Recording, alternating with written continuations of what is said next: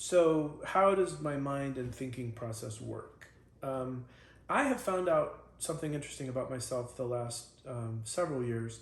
I have thousands of books. I read like crazy. I love search engines. I love knowledge bases, databases. And so I'm constantly seeking, I'm curious about everything. And so I kind of search and find and copy and paste and keep track of lots of bits of knowledge.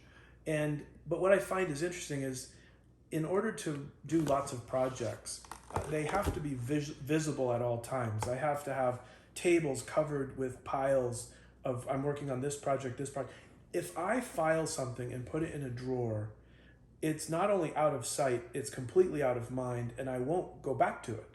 And so I found that over the years, I can't file anything away. I have to have stacks of books, piles of paper, because every time I see something, it reminds me of that project, and then I can kind of move it forward. But if I don't see it, I can't really remember that I was working on it.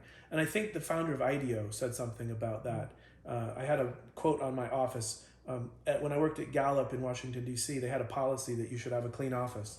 And so I put a big quote of the IDEO founder basically saying that visual stimulation is the greatest way to be creative. And that for me was piles of books, printouts, charts, anything that was a stack of paper on my desk or on the floor. And I was using that as my excuse for, messiness.